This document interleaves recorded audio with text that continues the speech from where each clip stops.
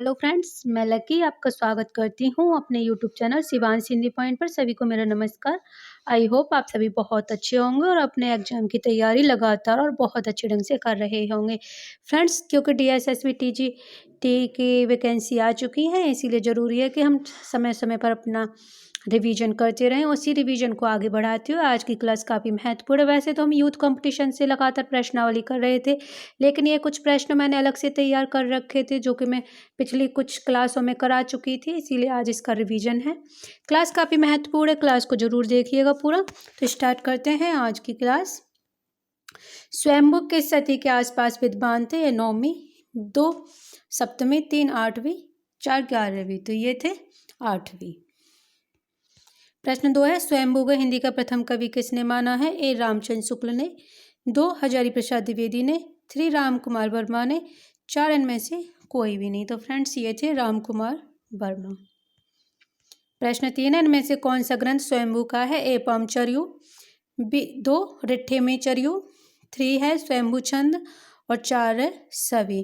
तो फ्रेंड्स स्वयंभू का कौन सा ग्रंथ है? ये सभी के सभी ग्रंथ स्वयंभू के, पामचर्यु, रिट्ठेमेचर्यु, स्वयंभू छंद, सभी के सभी। प्रश्न 4 है, स्वयंभू ने अपनी भाषा को क्या कहा है? ए प्राकृत भाषा, 2 अपभ्रंश भाषा, 3 देसी भाषा, 4 इनमें से कोई भी नहीं।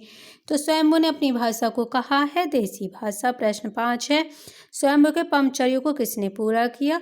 ए पुष्य ने, 2 गोरखनाथ ने, 3 विद्यापति ने, 4 उसके पुत्र त्रिभुवन ने। तो उसने की इसके पुत्र त्रिभुवन ने राइट आंसर है। प्रश्न 6 है, पामचर्यों में किसका चरित्र चित्रण वर्णन है? ए सीता का, 2 राम का, 3 कृष्ण का, 4 इनमें से किसी का भी नहीं। तो पामचर्य आधारित है राम के जीवन चरित्र पर। प्रश्न 7 है, अपभ्रंश भाषा का वाल्मीकि तथा व्यास किसे कहा जाता है? ए धनपाल को, 2 पुष्पदंत को, 3 स्वयंभू को, 4 हेमचंद को। तो अपभ्रंश का वाल्मीकि किसे कहा जाता है? ये कहा जाता है स्वयंभू को। वाल्मीकि भी स्वयंभू को कहा जाता है, व्यास भी स्वयंभू को ही कहा जाता है। प्रश्न 8 है, यह पुष्य संभवतः अपभ्रंश का प्रसिद्ध कवि पुष्यदंत है, जिसका आविर्भाव 9वीं सदी में हुआ। यह कथन किसका? यह हजारी प्रसाद द्विवेदी, 2 रामचंद्र शुक्ल, 3 रामस्वरूप चतुर्वेदी, 4 है बच्चन सिंह। तो फ्रेंड्स ये कौन थे? ये थे हजारी प्रसाद द्विवेदी जी का ये कथन है। हजारी प्रसाद द्विवेदी ने इनका आविर्भाव कब माना? 9वीं सदी में माना। ये ध्यान रखिएगा, 9वीं सदी किसके अनुसार है? ये हजारी प्रसाद द्विवेदी जी के अनुसार है। प्रश्न 9 है, पुष्यदंत का आविर्भाव किस सदी में माना जाता है? 9वीं, 2 10वीं यानी 972, 3 है 11वीं, 4 है 8वीं। तो ये है 10वीं सदी, 972। डिपेंड करता है कि किसके अनुसार पूछा गया है। प्रश्न 10 है, इनमें से कौन सी रचना पुष्यदंत द्वारा रचित नहीं है? ए 63 महापुरुष गुणालंकार, 2 रणकुमारचर्यु, 3 है जसहरचर्यु, 4 है पामचर्यु। जैसा कि अभी हमें लास्ट वाले प्रश्नों में पढ़ के आ चुके हैं, ये स्वयंभू की रचना है, इसीलिए राइट आंसर भी यही हो जाएगा। प्रश्न 11 है, पुष्यदंत के 63 महापुरुष गुणालंकार को दूसरे किस नाम से जाना जाता है? ए जसहरचर्यु, 2 महापुराण, 3 महापुरुष, 4 इनमें से कोई भी नहीं। तो फ्रेंड्स कैसे जैसा 63 महापुरुष गुणालंकार को किस नाम से और जाना जाता है? तो ये जाना जाता है महापुरुष अलंकार के नाम से। प्रश्न है 12, महापुराण में कितने महापुरुषों का जीवन चरित्र वर्णन है? ए 61, 2 63, 3 65, 4 62। तो फ्रेंड्स ये हैं 63। प्रश्न 13 है, मनुष्य पुष्यदंत को भाका की जड़ किस विद्वान ने कहा? ये शिव सिंह सहगन ने, 2 आचार्य रामचंद्र शुक्ल, 3 है राम कुमार वर्मा, 4 है हजारी प्रसाद द्विवेदी। तो किसने कहा है? शिव सिंह सहगन ने कहा है पुष्यदंत को भाका की जड़। प्रश्न 14, हिंदी का भवभूति किस कवि को कहा जाता है? ये स्वयंभू को, तो पुष्यदंत को, 3 त्रिभुवन को, 4 इनमें से किसी को भी नहीं। तो फ्रेंड्स किसको कहा जाता है? पुष्यदंत को कहा जाता है भवभूति। सारे के सारे प्रश्न आपको आने चाहिए, क्योंकि ये मैं क्लास करा चुकी हूँ पहले भी। ये आपके रिवीजन के तौर पे मैं पर डे क्लास कराऊंगी, क्योंकि ये ज़रूरी है समय समय पर हमारा रिवीजन होता रहे। प्रश्न 15 है, पुष्यदंत ने स्वयं को किन उपाधियों से विभूषित किया है? 1 काव्य रचनाकर, 2 कवि कुलतिलक, तिलक, 3 है अभिमान मेरु, 4 सभी। तो ये सभी आंसर सही है। प्रश्न 16 है, कुंडलिनी के उद्बुद्ध होने पर जो विस्फोट होता है उसे क्या कहते हैं? ए नाद, 2 प्रकाश, 3 बिंदु, 4 सिद्धि। तो क्या कहा जाता है? ये कहा जाता है नाद। प्रश्न 17 डॉक्टर गणपति चंद्रगुप्त के अनुसार हिंदी साहित्य के इतिहास का पुनर्लेखन किस दृष्टिकोण के अनुसार किया जाना चाहिए?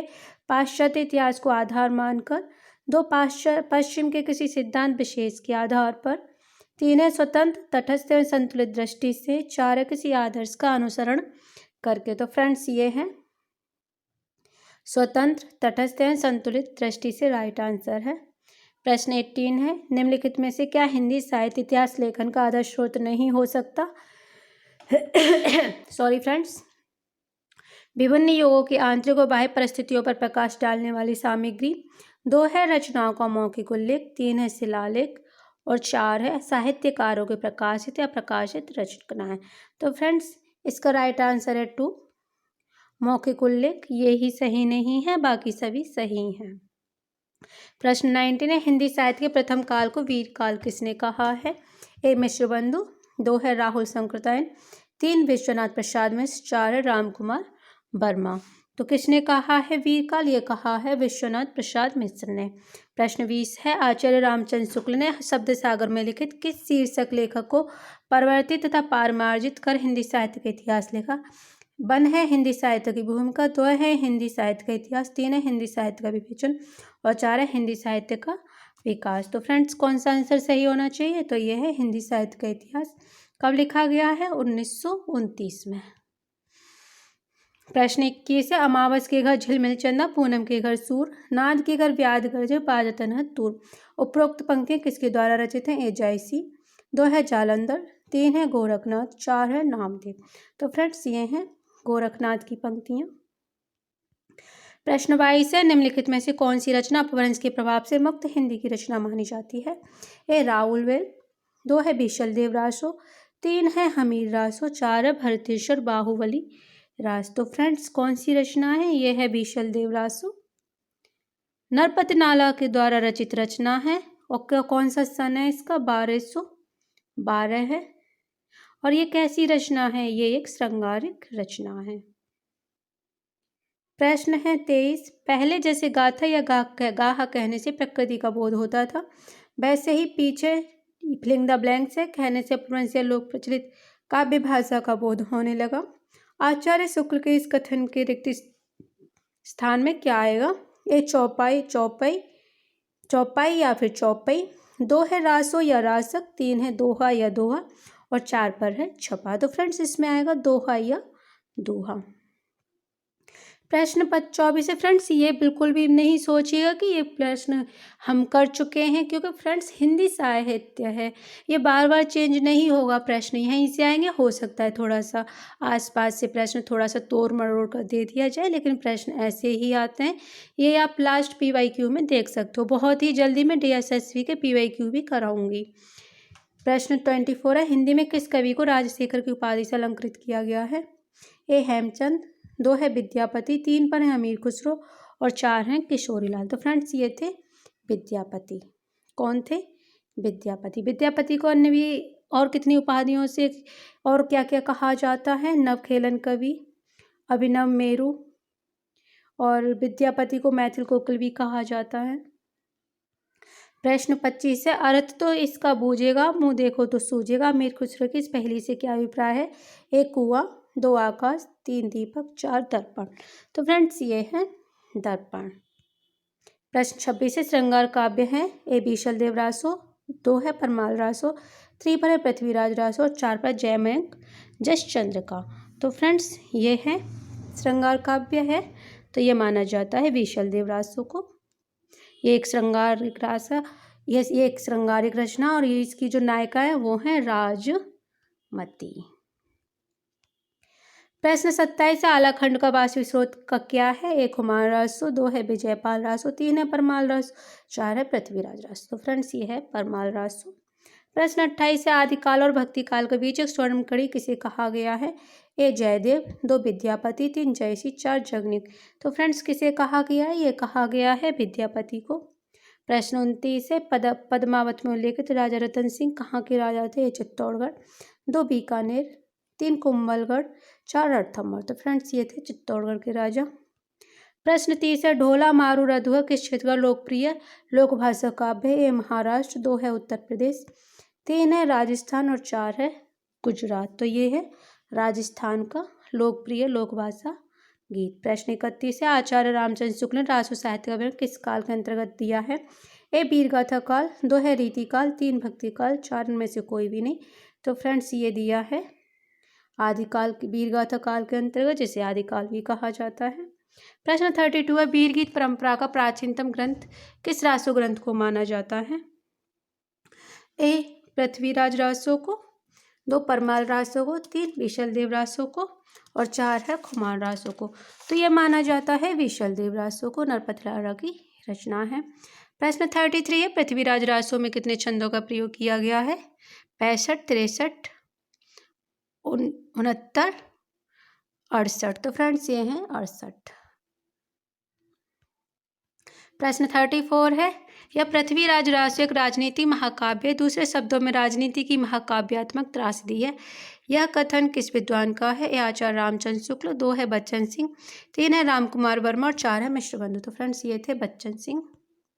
प्रश्न 35 है, हिंदी का वासु प्रथम महाकवि चंद्रवरदाई को ही कहा जा सकता है। यह कथन किसका है?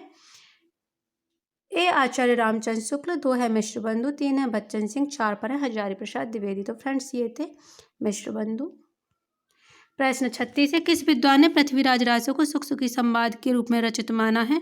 ए बच्चन सिंह, 2 गणपति चंद्र, 3 रामस्वरूप चतुर्वेदी, 4 है हजारी प्रसाद द्विवेदी। तो फ्रेंड्स ये थे हजारी प्रसाद द्विवेदी। प्रश्न 37 है, राजमती से रूटकर विशलदेव कहाँ गया थे? 1 कर्नाटक, 2 उड़ीसा, 3 तमिलनाडु, 4 आंध्र प्रदेश। तो फ्रेंड्स वो गए थे उड़ीसा। किससे रूटकर? राजमती से रूटकर। प्रश्न 38 है, अब्दुल रहमान कृत संदेश रासक है? ए महाकाव्य, 2 खंड काव्य, 3 है प्रबंध काव्य और 4 पर है मुक्तक काव्य। तो फ्रेंड्स ये संदेश रासक एक खंड काव्य है। प्रश्न 39 है, आदिकाल में किन ग्रंथों की प्रधानता रही है? ये वीर ग्रंथ, तो रासो, 3 साकी, 4 सूफी। तो आदिकाल में जितने भी ग्रंथ हैं वो सभी हमें वीर ग्रंथ ही नजर आते हैं, चाहे वो पृथ्वीराज रासो हो, चाहे विशलदेव रासो हो, कोई भी हो। प्रमुख रासो ग्रंथ भी देख लीजिए। दलपत विजय का है खुमान रासो, नरपत नाला का विशलदेव रासो, जगनिक का है परमाल रासो, चंद्रवरदाई का पृथ्वीराज रासो, मधुकर भट्ट का जयमंग जसचंद्र का, केदार भट्ट का जयचंद्र प्रकाश, नल सिंह का विजयपाल रासो, श्रीधर का रणमल चंद्र और सारंगधर का हमीर रासो। सभी के सभी वीर रस से संबंधित ग्रंथ हैं। प्रश्न 40 है, चंद्रवरदाई हिंदी के प्रथम महाकवि माने जाते हैं और इनका पृथ्वीराज रासो हिंदी का प्रथम महाकाव्य। यह किस विद्वान ने लिखा है? ए हजारी प्रसाद, 2 माता प्रसाद, 3 नंद दुलारी वाजपेयी, 4 है आचार्य रामचंद्र शुक्ल। तो फ्रेंड्स ये आचार्य रामचंद्र शुक्ल ने कहा है। मिश्र बंधु और आचार्य रामचंद्र शुक्ल के कथन में थोड़ा सा ही अंतर है, ध्यान रखिएगा। प्रश्न 41 है, पृथ्वीराज रासो का प्रमाणिक ग्रंथ किसने माना है? ए श्याम सुंदर दास, 2 मिश्र बंधु, 3 कर्नल टॉड और 4 पर आचार्य रामचंद्र शुक्ल। तो फ्रेंड्स ये माना है आचार्य रामचंद्र शुक्ल से अप्रमाणिक ग्रंथ मानते हैं। प्रश्न 42 है, कैमासवत किस ग्रंथ की प्रमुख रचना है? घटना है। ए विशलदेव रासो, 2 परमाल रासो, 3 पृथ्वीराज रासो, 4 खुमान रासो। ये पृथ्वीराज रासो का है। बहुत ही महत्वपूर्ण और इंटरेस्टिंग सर्ग है। प्रश्न 43, आदिकालीन साहित्य का प्रमुख रस है? ए शांत, 2 हास्य, 3 करुण, 4 वीर। तो आदिकालीन साहित्य का प्रमुख रस है वीर रस। प्रश्न 44 है, वीरगाथा कालीन रासो काव्य में किस विषय का वर्णन नहीं है? नहीं पे ध्यान देना है। ए आश्रयदाताओं का अतिरंजनापूर्ण वर्णन, 2 इतिहास और कल्पना का सम्मिश्रण, 4 कृष्ण लीला का प्रतिपादन और 4 है युद्धों का सजीव गद्यात्मक वर्णन। तो फ्रेंड्स इसका राइट आंसर है 3 कृष्ण लीला का प्रतिपादन, ये नहीं है, बाकी सभी हैं। प्रश्न 45 है, आचार्य रामचंद्र शुक्ल ने रासो शब्द की उत्पत्ति किससे मानी है? राजसी से, 2 राजयस से, 3 रासक से, 4 रसायन रासो से। तो फ्रेंड्स रामचंद्र शुक्ल ने मानी है रासक से, सॉरी रसायन से, रास या रासो से। इसका राइट आंसर यही है। राजसी से मानी है गार्षदा तासी ने, राजयस से मानी है हरप्रसाद शास्त्री ने और रासक से मानी है नरोत्तम स्वामी ने और रसायन या रास या रासो से मानी है आचार्य रामचंद्र शुक्ल ने। प्रश्न 46 है, विद्यापति के गुरु का नाम क्या था? ये पंडित हरिमिश्र, 2 सबरप्पा, 3 रज्जव या फिर इनमें से कोई भी नहीं। तो फ्रेंड्स ये थे पंडित हरिप्रसाद मिश्र। प्रश्न 47 है, विद्यापति किस प्रदेश के निवासी थे? ए उत्तर प्रदेश, 2 बिहार, 3 मध्य प्रदेश, 4 बंगाल। तो विद्यापति कहाँ के निवासी थे? तो ये थे बिहार के। विद्यापति बिहारी थे। प्रश्न 48 है, इनमें से कौन सी रचना विद्यापति की मैथिली भाषा में रचित है? ये कीर्तिलता, तो कीर्ति पताका, 3 गंगा वाक्यावली, 4 गोरक्ष विजय। तो फ्रेंड्स ये गोरक्ष विजय है। वैसे मैथिली भाषा में इनकी पदावली बहुत ही पॉपुलर रचना जिसके कारण मैथिल कोकिल कहलाए। गोरक्ष विजय का गद्य भाग संस्कृत में तथा पद्य भाग मैथिली में है। यह मिश्रित रचना मानी जा सकती है। प्रश्न 49 है, विद्वानों ने विद्यापति को कैसा कवि कहा है? ये श्रृंगारी कवि, 2 भक्त कवि, 3 रहस्यवादी कवि, 4 उपयुक्त कवि। तो फ्रेंड्स विद्यापति को तीनों ही रूपों में जाना जाता है, श्रृंगारी कवि के रूप, भक्त कवि और रहस्यवादी के। और आज का लास्ट प्रश्न है, विद्यापति को श्रृंगारी कवि किस कवि ने माना है? हरप्रसाद शास्त्री, 2 रामचंद्र शुक्ल, 3 सुभद्रा झा और 4 सभी ने। तो फ्रेंड्स इन सभी ने विद्यापति को श्रृंगारी कवि माना है। यहाँ मैंने इसकी थ्योरी भी डाल रखी है, इसीलिए ही श्रृंगारी कवि माना है राम कुमार वर्मा, रामरच बैनीपुरी, बाकी के 3 मैंने ऊपर दे रखे हैं। भक्त कवि माना है बाबू ब्रजनंदन साय, श्याम सुंदर दास, हजारी प्रसाद द्विवेदी। रहस्यवादी माना है जॉर्ज ग्रिशियन, नागेंद्र नाथगुप्त, जनार्दन मिश्र ने। फ्रेंड्स प्रश्न काफ़ी हैं, लेकिन बाकी के मैं कल कराऊंगी। डिपेंड करता है कि आप इस क्लास को कितना पसंद और कितना लाइक करते हो। क्लास पसंद आई हो तो लाइक शेयर जरूर कीजिएगा और चैनल को सब्सक्राइब भी कीजिए, जिससे कि आने वाली हर वीडियो का नोटिफिकेशन आपको टाइम पर मिल जाए। मिलते हैं कल की क्लास में एक अच्छे मॉक टेस्ट के साथ। तब तक के लिए नमस्कार। वीडियो देखने के लिए धन्यवाद।